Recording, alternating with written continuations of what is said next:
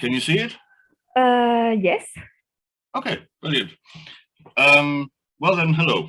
My name is Robert Shaw, and I was invited to present on behalf of Prinzessinnengärten, which is an urban garden I run with other people together as a collective. We do that in Berlin, based in Berlin.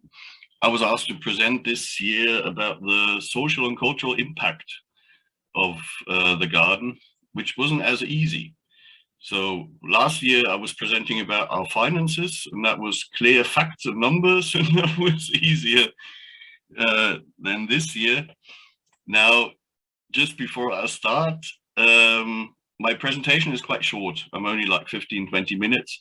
It's not a long presentation. I'm hoping on a lot of questions, because for me, especially in the field of social impact or cultural impact, as I said, I didn't find it so easy to what to focus on, because it's a quite soft field. So I hope that we can work it out through questions better than I do in my presentation.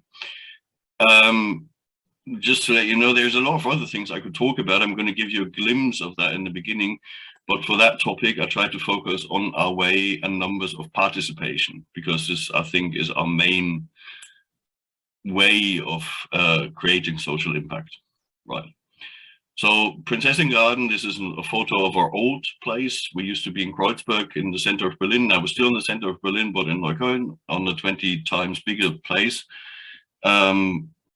Is just some facts about, oops, I need to go to my presentation. This is me. I'm Robert Shaw. I'm co-founder since 2009. I'm working mainly for Prinzessinnengärten, and it's run by an NGO called Nomadic Green, Nomadisch Grün in German.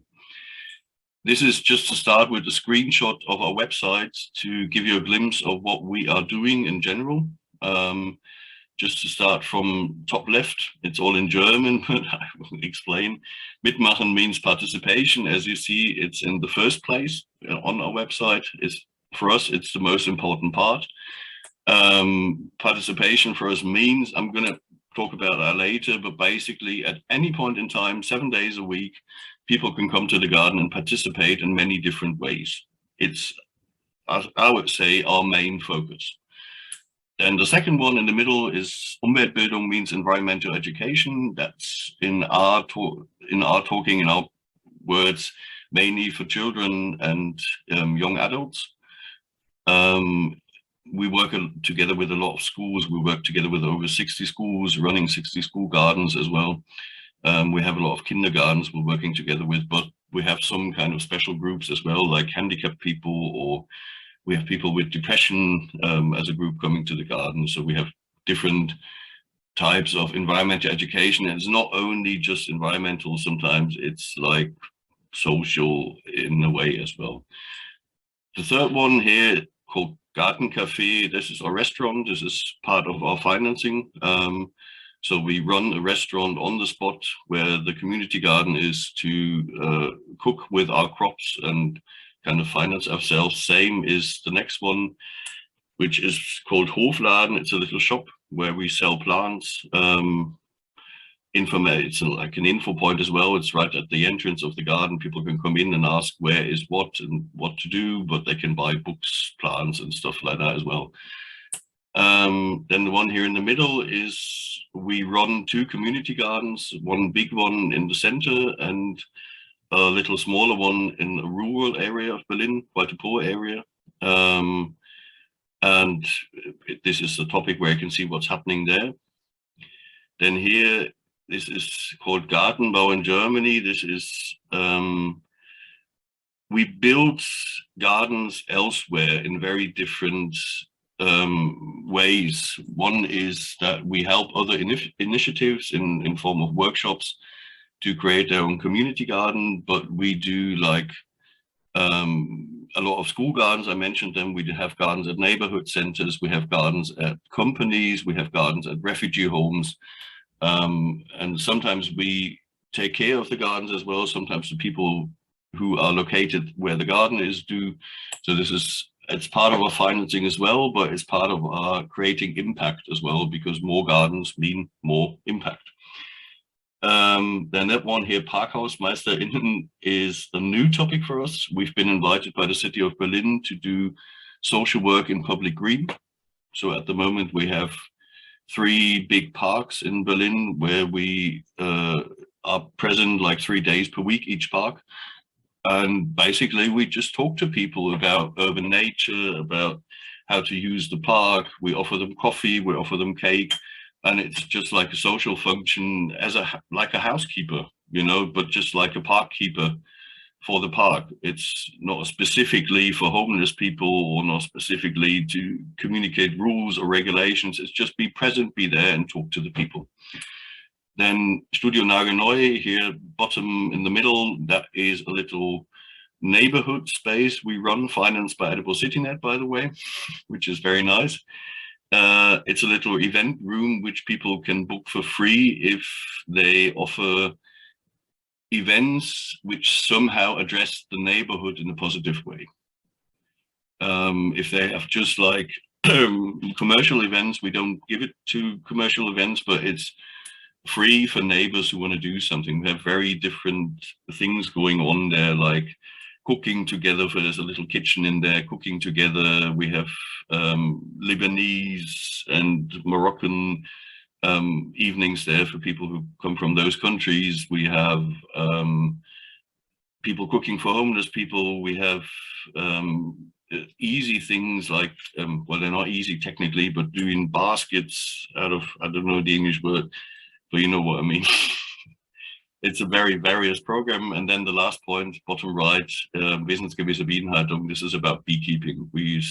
Since about 10 years, we give beekeeping courses on some kind of ecological beekeeping. So this is a rough overview on what we do.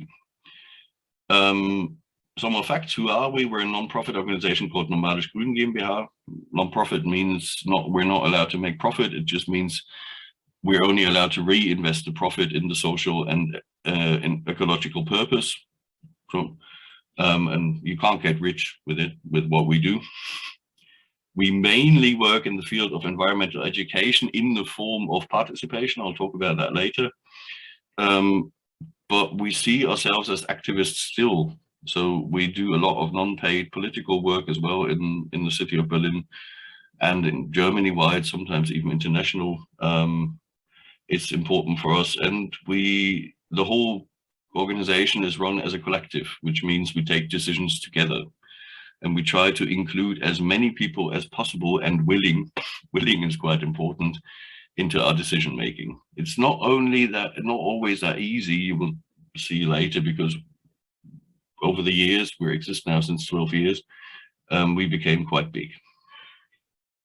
This is a little picture of the first place where we started in 2009, left-hand side before we came, right-hand side 3 years after we came. Well, some more facts. The garden was launched in 2009 with the help of mainly local people. In brackets, there's written around 120 only on the first day, and that was, for me, a very impressive moment, and that's why I put it here in the presentation. And it's quite, it's like an example for what I mean in social impact in terms. It took us 1.5 years to find a place in 2009 where we could start with our concept of urban gardening as a social place.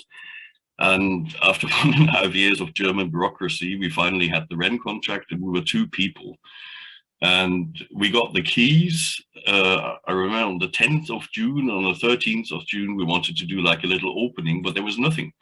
There was no water, there was no electricity, we didn't have much money. So how to do an opening? Then we went on the spot 3 days before, and we see, Jesus Christ, there's a lot of garbage, rubbish lying around, tons. And we, 2 people, it seemed like, oh, we only need 2 months to collect all the rubbish. And how can we invite people? So we thought, let's invite people to collect rubbish together, because that's what you have to do in the first step anyway.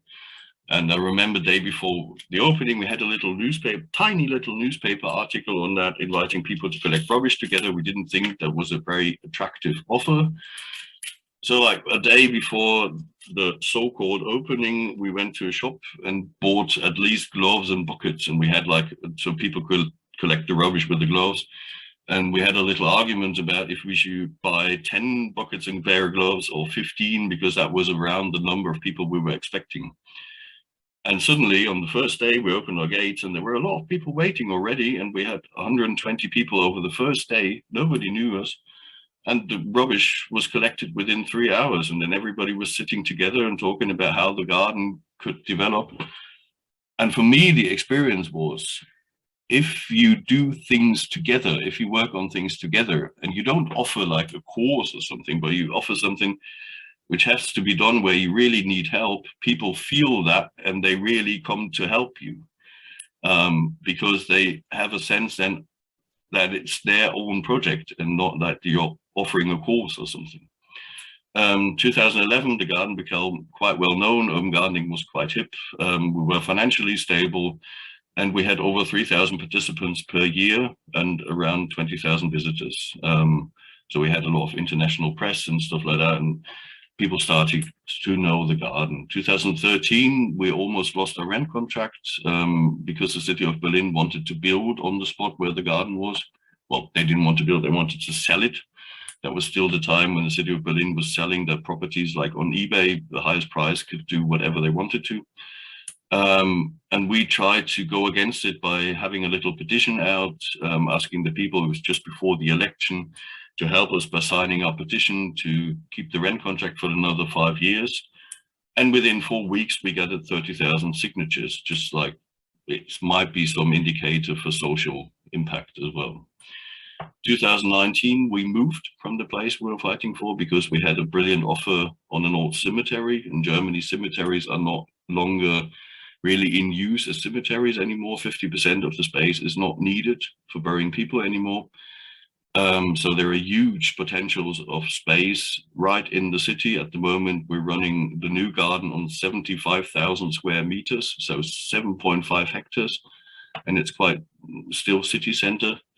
And we have a 26-year perspective on the spot, which is for an urban garden quite amazing, because normally you only get rent contract for 1 or 2 years. And 2021, I didn't choose 2022 because we don't have the numbers for 2000 for now at the moment. Just to give you a glimpse at what I mentioned before, what we do, we now have about 6,000 people participating, really participating, gardening with us, working with us on wood or whatever, on events per year, and about 40,000 visitors. We have 35 people employed at the moment, and about 10 regularly freelancing for us. And we have helped to build over more. This is what I said earlier with the Gartenbau part, more than 160 gardens elsewhere. Many of them, about 60%, are incorporative with some educational or social organization incorporation. Now, this is a picture of our new field in the back. Now, talking about social impact, I thought I talk about the original concept when we started 12 years ago, because that is still actual and we still follow those rules. And that was mainly focused on social impact in form of participation. So when we started 12 years ago, we had that piece of wasteland. We didn't have money, but we had the following concept. The concept was, we wanted to be a place of education. So we're not like an urban farm. We grow a lot of vegetables, but the focus is not on harvesting the crops. The focus is on harvesting the knowledge. When we were started, I am a gardener, but I never grew vegetables. I'm a cemetery gardener from profession, and afterwards I studied art, so I had no idea on how to grow vegetables. And my partner, when we started, he was a historian, so we had the problem. We wanted to be an educational place without the knowledge, being able to teach people how to grow vegetables. So our idea was that we're not a place of learning by teaching, we're a place of learning together while doing something practically in exchange. That meant for us to make this work, the aim was to design a place as open for participation as possible in order to attract many people, because the more people there are, the more knowledge there is to share and the more interesting and empowering the garden would be. So our focus in the beginning was not to create courses or gather knowledge for teaching. It was design a place where as many people as possible want to come in to share their knowledge with others, and that might make our education more interesting. And you read, there's still our concept, you read the numbers before, and nowadays we have 6,000 people sharing their knowledge at our place. That's like a little urban gardening Wikipedia place. It's quite nice. Sure, a lot of that knowledge sometimes is not necessarily right, but even if it's not right and you get into a discussion about that, it helps to share knowledge and to empower people. I can give you a little example, maybe to just illustrate. We have these introductional days on gardening, where 5 times a week, where people who want to do garden with us for the first time can come and get introduced to the garden. We can't do that 7 days a week, because then you always have to explain the same things. And I remember one day that was like 4 or 5 years ago, it was raining, and when it's raining, normally not very many people come to our place. And I was doing the garden day, and the task for that day was to seed spinach. Very easy. And there were 4 people, well, 5 basically. One was Professor Dr. Kaupenjohann. He's from Technical University Berlin. He's a professor for soil thingies, Bodenkunde in German. Don't know, he read about us in the newspaper, and he wanted to have a look what these strange urban gardeners are doing there. Second person was Yevgenia, she's called. She's an older Russian lady from the neighborhood, very, very knowledgeable in gardening, very practical. She comes from Siberia, and she kind of fed her family there for over 20 years from the crops from the garden. Then there was a young British hippie with a book on permaculture. He never showed up again, but he was there on that day. And then there were 2 children. The parents of the children were drinking a coffee in a restaurant, and they gave us the children to do some gardening with them. And so that group went to a raised bed. At that time, we were still working mainly in raised beds. And I wanted to explain that what there is to do to seed the spinach. And then but Professor Kaupenjohann, he went to the raised bed, and he was like, oh, interesting, a raised bed. And he was starting to talk about the sedimentation of the light parts of the soil who run down with the water to the bottom of the bed. And everybody was looking at him thinking, who's that? And why is he talking about that? And then Evgenia, she was standing there with the seeds in the hand already. She was listening to him for about 3 minutes, and then pushed him aside and said, no, come on, I'll show you how to do that. And started to put the seeds in the soil. The young British hippie was standing there with his books saying, but don't pick the weeds, they shade the ground and they stop evaporation of water from the sun. And the 2 children were permanently shouting like, what is this? Why are you doing this? Getting on like that. And that is what I mean from learning together. Everybody, it was just 1.5 hours, but everybody in these 1.5 hours learned something about the garden, and not from me. I was just bringing them to the bed where the spinach was supposed to be seeded. Okay, we made some rules to open us up for participation, and the rules are actual since about 12 years. We never changed them, and they kind of work. These are only some, but there are more, but these are, I think, the major important ones. They say everybody's welcome to participate at any time during the opening times. We can't offer participation during the night, but as long as the garden is open, everybody can kind of come and participate. I said we have these introductional days. Sometimes it's easier for us, but if someone really wants to, he can or she can come at any time. Everybody is welcome to do an own project as long as it lets others participate, and as long as it's not mainly for personal monetary profit or for a company profit. So if a neighbor or someone else comes in wanting to do an own project, not a project on behalf of Mercedes-Benz for advertising reasons or something like that, but a real own project, and as long as it's open to the neighborhood and lets others participate, we try to make it possible. If it's like, we have sometimes pretty unrealistic suggestions, like one guy, when he wanted to build a boat out of old bicycle parts, and on that boat he wanted to grow mushrooms, that was nonsense. But still he can try as long as he lets others participate. And some of the projects are very good, and many of them were part of for us being able to employ 35 people at the moment. So many of the projects suggested in the garden work. And maybe the most important one, everybody is invited to participate in the major decision processes, as long there is a restriction, as long as the person was in the garden for 1 year and is willing to stay another year. Now, we are a company employing 35 people, but we still try to integrate, or offer at least to anybody, people in the major decision making. And major decision making means the company who employs the people is owned by an association, and the association is open for those people to step in, to become a member, and that way to participate on the decision making.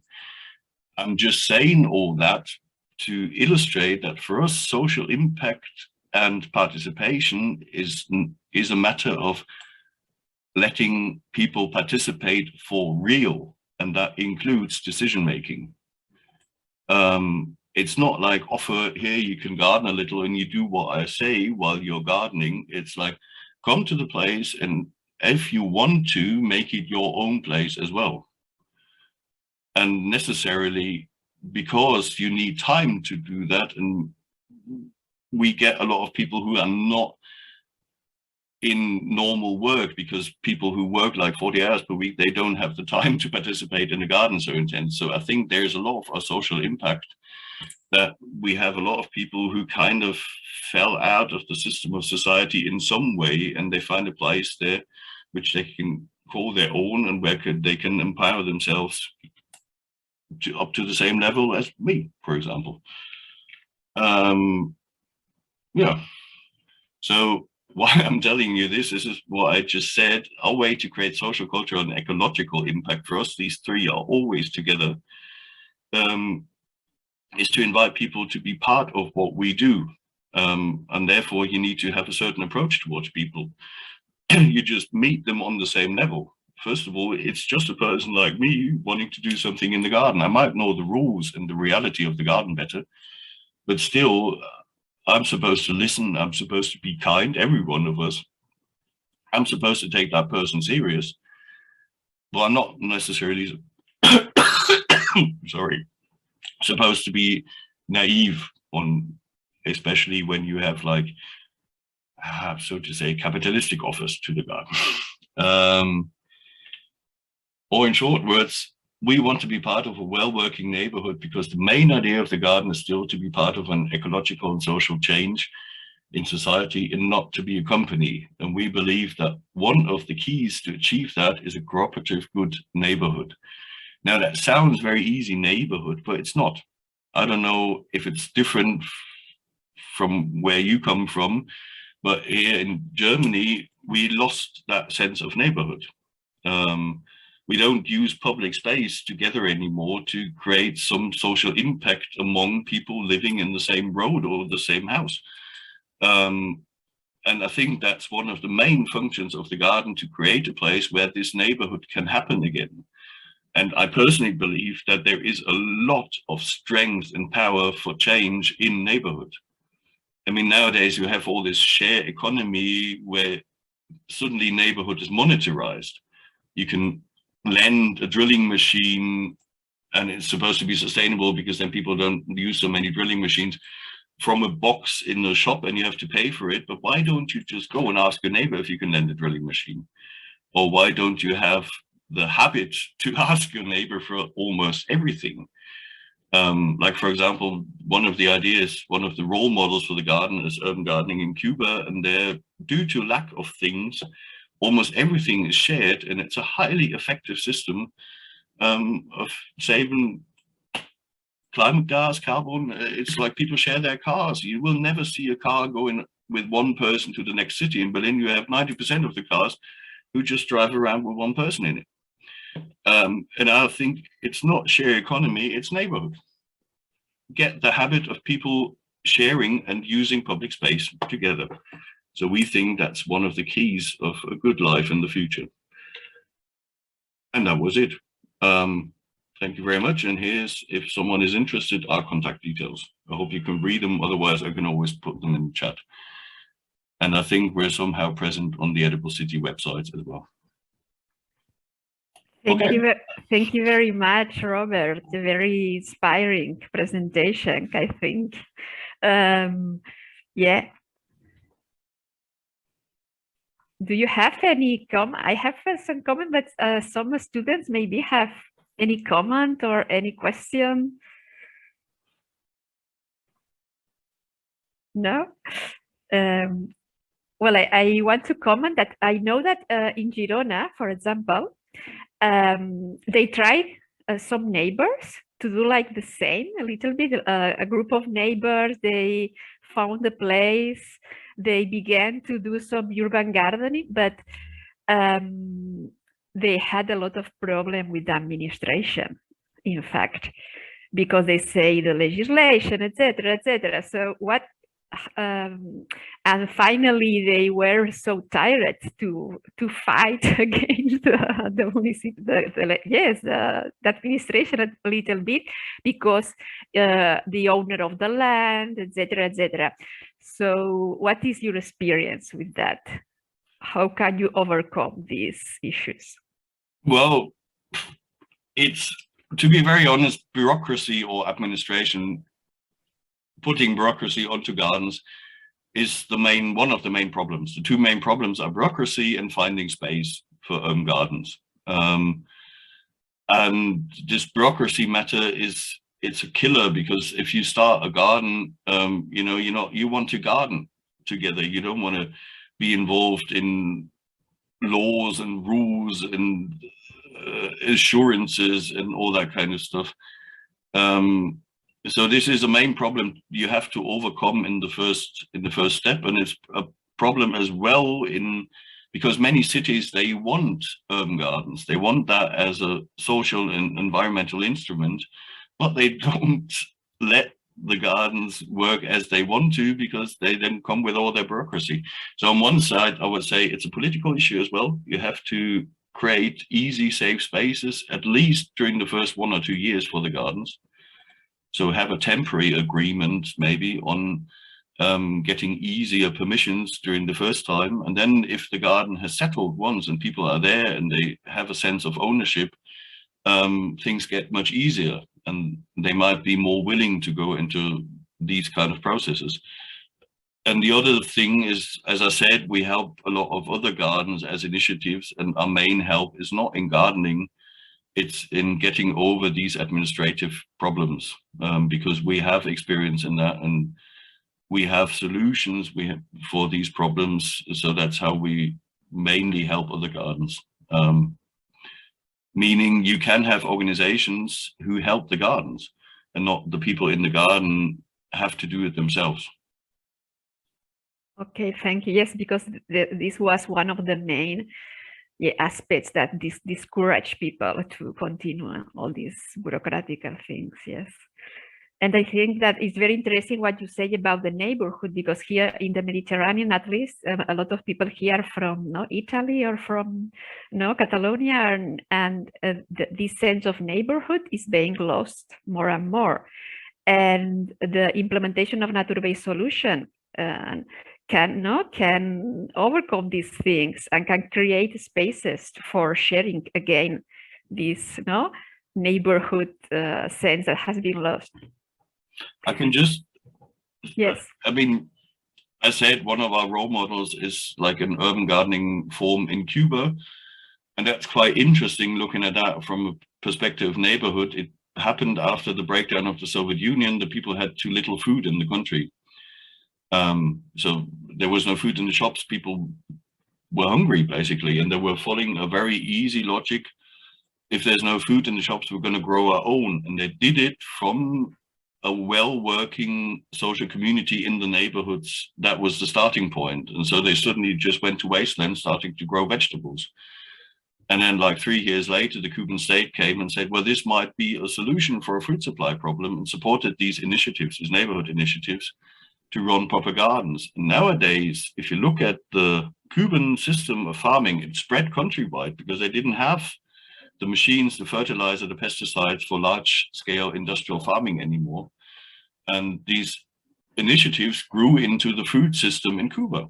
Now, everywhere in Cuba, in the city as on the countryside, you have small-scale farming ecologically because they don't have the pesticides run by the people living around the place. And looking at the numbers, if you look at the World Agriculture Report from the United Nations, they made a study. Cuba is the only national agriculture system worldwide who harvests, spoken in energy, who harvests more than it puts in. You could say it's the only sustainable agricultural system worldwide. And these gardens, for example, in Havana, they produce nowadays 90% of the vegetables eaten in Havana are produced directly in Havana. It's quite amazing to look at that. Yes, it's very interesting because the other day, Natasha was talking about the link about energy, water, food, no? And yes, in Havana, in fact, yes, 90% of the vegetables they eat, they produce in urban garden. And maybe the students will say, why are we talking about urban gardens? But because are nature-based solutions for food production. Don't forget that, the urban garden and nature-based solutions. Okay, thank you very much. Thanks. Any more comments or questions? I have a question. Yes. For example, as the urban gardens in Girona, that we say some gardens here in Girona, such as the Barri Bay, are trying to grow some endemic plants and not only the traditional vegetables that we are already used to. Have you tried to implement these species in the diet or at least in this urban garden? Yeah, it's in terms of gardening one of our main topics. And we had some years cooperating with the seed bank of Germany, where we got, well, it's endemic kinds of vegetables we're growing a lot. So per year we have in the garden around 500 different kinds of vegetables, and most of them are all kinds which are kind of bred in the local environment, so in the surrounding of Berlin, and they're not, farmers don't work with them any longer, and we try to gather information about them, because you still have the seeds at the seed bank, but you don't have the information how the specific kind of vegetable is to be grown. And we tried to find out that, but it wasn't so easy, because community gardening includes a lot of mistakes, and mistakes are difficult to document or to monitor in a scientific process, if you know what I mean. But